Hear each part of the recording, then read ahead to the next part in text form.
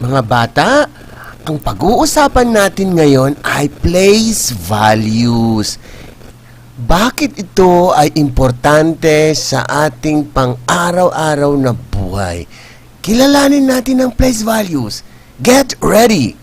Kunyari, tayo ay mamimitas ng mga mansanas sa isang malaking taniman sa Amerika. O sige, get ready na kayo? Okay. Makinig kayong mabuti habang ako ay nagkukwento tungkol sa place value. Pansin nyo ba itong maliit na bahay na ito?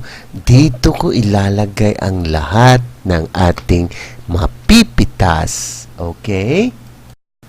Dahil nag-uumpisa pa lang tayo, wala pa tayong napipitas, 0 ang magiging count ng aking place value house. Pansin nyo rin ba ang nakasulat sa ilalim ng bahay? Ang tawag dyan ay ones. Alalahanin na ang pwedeng ilagay lang sa bahay na ito ay 1 digit lang, 0 to 9. Pag napuno na ang ones place value house, magkikreate na naman tayo ng panibagong place value house called tens place value house. Bago natin itayo ang tens place value house, tingnan muna natin kung papaano napupuno ang ones place value house. Hanggat wala pang napipitas na mansanas, 0 ang laman ng iyong ones place value house. Maya-maya lamang meron ng kauna-unahang mansanas na napitas.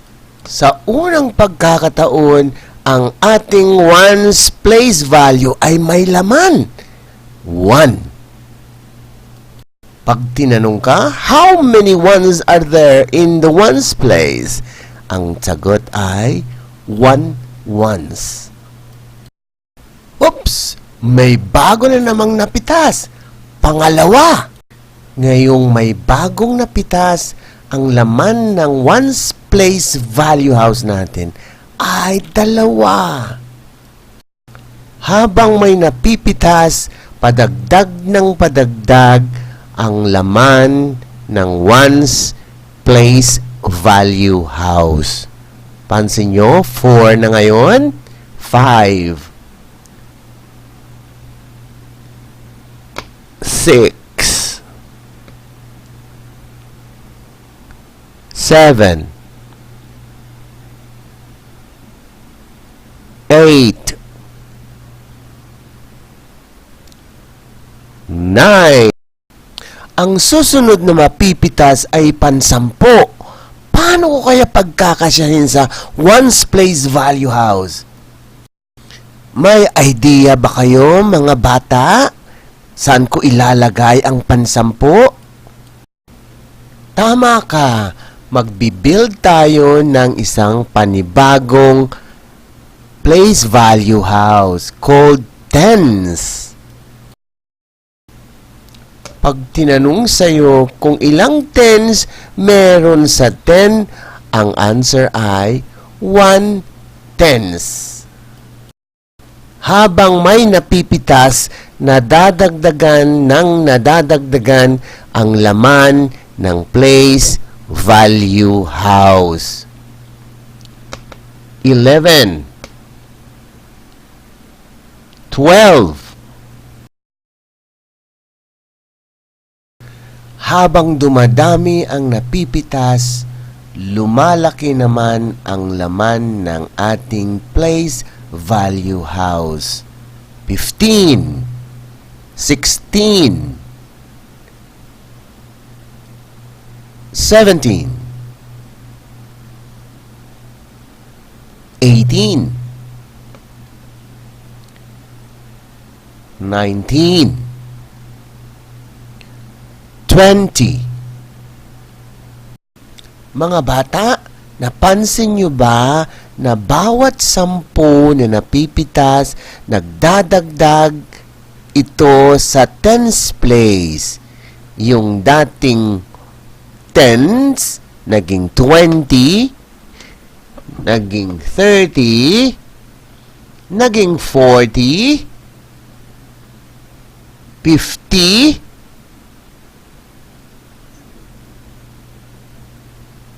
60,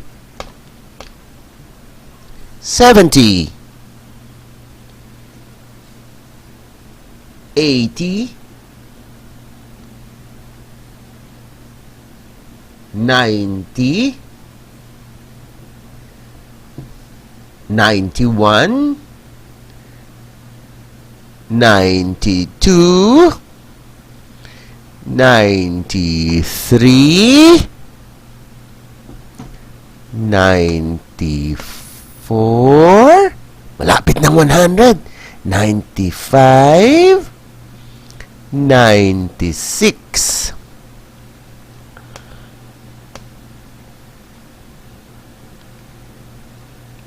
97, 98, malapit na, 99, 100. Yay!